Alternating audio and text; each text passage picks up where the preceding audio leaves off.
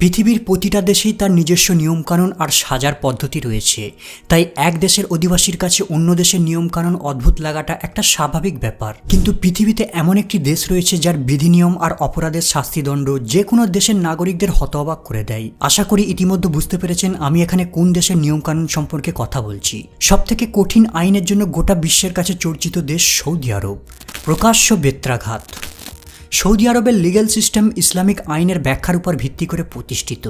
এই লিগ্যাল সিস্টেমের একটি শাস্তি হলো প্রকাশ্য চাবুক মারা। এটা এক ধরনের শারীরিক শাস্তি। এই শাস্তিতে দোষী সাব্যস্ত ব্যক্তিকে একটি বেতের সাহায্যে নির্দিষ্ট সংখ্যকবার আঘাত করা হয়। এই বেত্রাঘাতের সংখ্যা কত হবে তা নির্ধারণ করে থাকে কোর্ট। যদি অপরাধ ছোটখাটো হয়ে থাকে তাহলে তাকে 10 থেকে 15 বার চাবুক মারা হয়। কিন্তু যদি ক্রাইম গুরুতর হয়ে থাকে তাহলে 100 থেকে 1000 বারের উপর বেত্রাঘাত দেওয়ার অর্ডার দিতে পারে কোর্ট। অ্যালকোহল সেবন করলে, জুয়া খেললে, মহিলাদের রাস্তায় করলে, জনসাধারণের সঙ্গে অসৎ আচরণ করলে, এমনকি ইসলাম বিরোধী কোনো সমালোচনা করলে সেই অপরাধীকে প্রকাশ্য বেত্রাঘাতের সাজা দেওয়া হয়ে থাকে।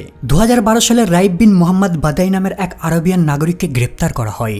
বাদাই একজন ব্লগার। সে একটি ওয়েবসাইট চালাতো যার নাম ফ্রি সৌদি লিবারাল। আর সে এই ওয়েবসাইটে ইসলাম ধর্মকে ব্যঙ্গ করে একটি আর্টিকেল পাবলিশ করে। আর এই অপরাধের কারণে 2013 সালে কোর্ট তাকে দোষী সাব্যস্ত করে পাবলিকালি 600 বেত্রাঘাতের সাজা দেয়। 2014 সালে তার সাজাকে বাড়িয়ে 1000 বেত্রাঘাত, 10 বছরের জেল আর 1 মিলিয়ন সৌদি রিয়াল ফাইন করা হয়। তবে একই দিনে 1000 বার প্রহার করার পরিবর্তে কোর্ট বাদাইকে 20 সপ্তাহের মধ্যে 50 বার বেত্রাঘাত দেওয়ার আদেশ দেয়। আরও একটি ফেমাস কেস হলো একজন ফিলিপিয়ান ম্যান অ্যালকোহলযুক্ত 2টো চকলেট বার সৌদি আরবে নিয়ে আসে। এই অপরাধের কারণে তাকে 75 বার বেত্রাঘাতের সাজা দেওয়া হয়। তবে বেত্রাঘাতের এই সাজাটি সৌদি আরব ছাড়া ইন্দোনেশিয়া, ইরান, সিঙ্গাপুর এবং মালদ্বীপের মতো অনেক মুসলিম দেশে দেখা যায়। এই শাস্তিটি সাধারণত একজন বিচারকের উপস্থিতিতে জনসমক্ষে দেওয়া হয় আর একটি পাতলা লাঠি দিয়ে আঘাত করা হয়। তবে এমনভাবে আঘাত করা হবে যাতে অপরাধীর শরীরে কোনো ক্ষত চিহ্ন না আসে। মূলত অপরাধীকে আহত করার পরিবর্তে তাকে সমাজের সামনে লজ্জিত করা আর অন্যদের জন্য সতর্ক করাই এই সাজার মূল উদ্দেশ্য। কিন্তু কিভাবে চাবুক মারা হবে তা নির্ভর করে জেন্ডার ভেদের উপর। পুরুষদের ক্ষেত্রে তাকে দাঁড় করিয়ে উন্মুক্ত পিঠে প্রহার করা হয়, কিন্তু মহিলাদের ক্ষেত্রে সাধারণত কাপড় পরে বসে থাকা অবস্থায় বেত দিয়ে প্রহার করা হয়। তবে 2020 সালে সৌদি আরবের সুপ্রিম কোর্ট চাবুক মারা সাজাটিকে বাতিল বলে ঘোষণা করে। পরিবর্তে বিচারকরা জরিমানা অথবা কারাদণ্ডের সাজা দিতে পারে। অঙ্গচ্ছেদ। বেশিরভাগ দেশে চুরির অপরাধের জন্য অপরাধীকে কিছুদিনের কারাবাসের সাজা দেওয়া হয়ে থাকে। কিন্তু সৌদি আরবের আইনি ব্যবস্থা ইসলামিক আইনের উপর ভিত্তি করে তৈরি করা, তাই চুরির অপরাধীদের জন্য এক কঠোর শাস্তির ব্যবস্থা নির্ধারিত করা হয়েছে। হাত পা কাটা।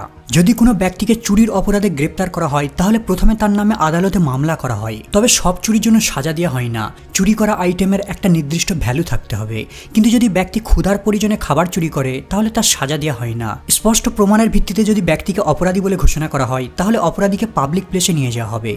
এরপর তার কবজি থেকে ডান হাতকে কেটে ফেলা হবে। অপরাধীর সঙ্গে চিকিৎসা কর্মীরা উপস্থিত থাকে যাদের কাজ নিরাপদের সঙ্গে কাজটি সম্পূর্ণ হচ্ছে কিনা লক্ষ্য রাখা, আর সেই সাথে অপরাধী যেন কম ব্যথা পায় সেদিকেও তারা লক্ষ্য রাখে। যদি অপরাধী এর পরেও আবার চুরি করে তাহলে এক্ষেত্রে তার বাম পাকে কেটে দেওয়া হবে। কিন্তু যদি রাস্তায় পথিকদের দাঁড় করিয়ে ডাকাতি করে থাকে তাহলে সেক্ষেত্রে সাজাটিকে আরও বেশি তীব্র করে দেওয়া হয়। এই সময় অপরাধীদের হাত আর পা দুটোকে একসাথে কেটে দেওয়া হয়। পাথর মারা। সৌদি আরবের আইনি ব্যবস্থায় ব্যবহৃত পাথর ছুঁড়ে মারার শাস্তি সবথেকে বিতর্কিত আর কঠিনতম শাস্তি। এই শাস্তিতে অপরাধীকে ততক্ষণ পাথর ছুঁড়ে মারা হয় যতক্ষণ না তার মৃত্যু হচ্ছে। যখন কোনো বিবাহিত ব্যক্তি ব্যভিচারের দোষে দোষী সাব্যস্ত হয় তখন তার জন্য এই কঠোর পানিশমেন্টটিকে দেওয়া হয়। এই সাজায় অপরাধীকে জীবিত অবস্থায় আংশিকভাবে কবর দেওয়া হয় যাতে সে পালিয়ে যেতে না পারে। এরপর তার সামনে কিছু পাথর জমা করা হয়। পাথরের সাইজকে খুব বড় মাপের রাখা হয় না, এগুলির সাইজকে ছোট রাখা হয় যাতে অপরাধী অনেক সময় ধরে ব্যথা অনুভব করতে পারে। আর সাজার প্রক্রিয়াটিও লং টাইম ধরে চলতে থাকে। তবে এই সাজা দেওয়ার পূর্বে একটি জটিল শর্ত রয়েছে। যদি তা পূরণ হয় তবেই তা প্রয়োগ করা যাবে। অপরাধীকে দোষী বলে প্রমাণিত করার জন্য কমপক্ষে 4 জন প্রাপ্তবয়স্ক সাক্ষী থাকতে হবে যারা এই ঘটনাটিকে স্পষ্টভাবে দেখেছিল, অথবা অভিযুক্ত ব্যক্তিকে স্বেচ্ছায় স্বীকার করতে হবে। তাছাড়া দেখা হয় অপরাধী কোনো ফোর্স ছাড়াই স্বেচ্ছায় নিযুক্ত ছিল কিনা।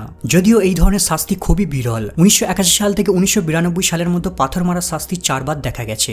এরপর লাস্টবারের মতো দেখা গেছে 2015 সালে। আন্তর্জাতিক মানবাধিকার গোষ্ঠীর সমালোচনার চাপে পড়ে বর্তমানে সৌদি আরব পাথর মারার শাস্তির পরিবর্তে কারাবাসের সাজা দিয়ে থাকে। কিন্তু এখনও কিছু মুসলিম দেশ রয়েছে যেখানে ব্যভিচার, পতিতাবৃত্তি, ধর্মনিন্দা করার অপরাধে পাথর মেরে মৃত্যুদণ্ডের সাজা দিয়ে থাকে। এদের মধ্যে ইরান হলো অন্যতম দেশ যেখানে পাথর নিক্ষেপের মাধ্যমে মৃত্যুদণ্ড মৃত্যুদণ্ড কার্যকরের হারের সংখ্যা অনেক বেশি। এখানে 1980 থেকে 2009 সালের মধ্যে 150 জন ব্যক্তিকে পাথর মেরে মৃত্যুদণ্ডের সাজা দেওয়া হয়। 1987 সালে ইসলামিক বিপ্লবের পর থেকে ইরানের দণ্ডবিধিতে লিখিতভাবে বলা আছে যে পাথর মারার জন্য পাথরের সাইজ এতটাই বড় হওয়া উচিত নয় যে দু একটা ছুঁড়েই ব্যক্তিকে মেরে ফেলা যাবে, আবার এতটাও ছোট নয় যে তাকে পাথর বলা যাবে না। আফগানিস্তানে তালিবানের শাসনের অধীনেও পাথর ছুঁড়ে মৃত্যুদণ্ডের এমন অসংখ্য কেস দেখা গেছে। 2015 সালে এমনই একটি ফেমাস কেস খুবই ভাইরাল হয়, যেখানে রুকসানা নামের 20 বছরের এক মহিলাকে তার ইচ্ছার বিরুদ্ধে পরিবার বিয়ে দেয়, কিন্তু মহিলাটি অন্য একজন অবিবাহিত পুরুষের সঙ্গে পালিয়ে যায়। পরে যখন ধরা পড়ে তাকে ব্যভিচারের অপরাধে পাথর মারার সাজা দেওয়া হয়। শিরচ্ছেদ 2023 সাল সৌদি আরবের ইতিহাসের সবথেকে রক্তক্ষয়ী বছর। ওই বছরে সৌদি আরবে টোটাল 172 জনের মৃত্যুদণ্ডে সাজা দেওয়া হয়। 172 জন আসামির মধ্যে বেশিরভাগ আসামিকে শিরচ্ছেদের মাধ্যমে মৃত্যুদণ্ড কার্যকর করা হয়, বাকিদের ফায়ারিং স্কোয়াড দিয়ে। ক্যাপিটাল পানিশমেন্টের এই পদ্ধতিতে আসামিকে পাবলিক প্লেসে নিয়ে যাওয়া হয়, এরপর তার চোখে কাপড় বেঁধে দেওয়া হয়।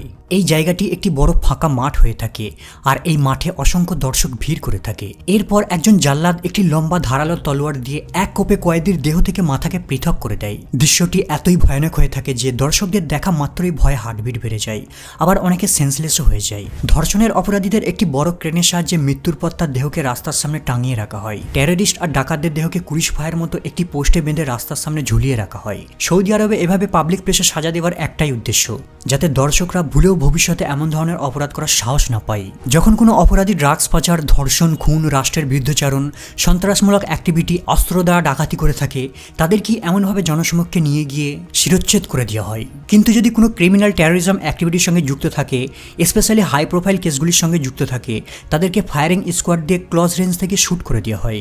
তবে এখানে মৃত্যুদণ্ড কার্যকর করার জন্য বছরের পর বছর অপেক্ষা করতে হয় না। একবার সাজা ঘোষণা করে দিলেই আসামিকে ওই বছরেই মৃত্যুদণ্ড দেওয়া হয়। আসামি দোষী প্রমাণিত হলে আসামিকে আল হায়ার জেলে বন্দী করে রাখা হয়, কিন্তু এখানে তাদেরকে পৃথক রাখা হয় না, বাকি কয়েদিদের সঙ্গেই রাখা হয়। আর এখানে জেলের কন্ডিশন খুবই অমানবিক। অপরাধীকে শারীরিক আর মানসিক যন্ত্রণা দিতে ওই জেলে নানানভাবে নির্যাতন করা হয়, এমনকি তাদের পরিবারের সঙ্গেও দেখা করতে দেওয়া হয় না।